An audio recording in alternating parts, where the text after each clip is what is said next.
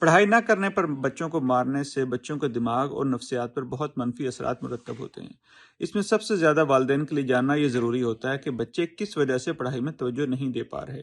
اس کی وجوہات اساتذہ کے لیول پہ بھی ہو سکتی ہیں کہ بعض سبجیکٹ کے ٹیچر جو ہیں وہ اس طرح پڑھاتے ہیں کہ ان کا پڑھانے کا انداز کافی بورنگ ہوتا ہے، بچوں کو چیزیں سمجھ نہیں آتی، یا وہ رش کرتے ہیں، یا وہ اس کو انٹریکٹیو نہیں بناتے، جس کی وجہ سے بچوں کو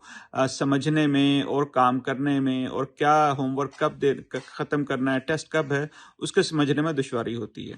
دوسری وجہ یہ ہو سکتی ہے کہ بچہ جو ہے کچھ سبجیکٹس میں اچھا ہو لیکن کچھ میں وہ اچھا نہیں ہے، جس طرح بعض بچے انگلش میں اچھے ہوتے ہیں، اردو میں، لیکن میتھ میں وہ اسٹرگل کر رہے ہوتے ہیں۔ تو پھر یہ ہے کہ اگر بچے کا یہ مسئلہ ہے تو پہلے بچوں سے جب بات کریں تو اس کو بتائیں کہ آپ انگلش میں بھی اچھا کر رہے ہو، باقی چیزوں میں بھی اچھا کر رہے ہو، تو میں یہ چاہتا ہوں یا چاہتی ہوں کہ آپ میتھ میں بھی اچھا کرو۔ کیا آپ میتھ میں اچھا کرنا چاہ رہے ہو؟ اور اگر بچہ کہے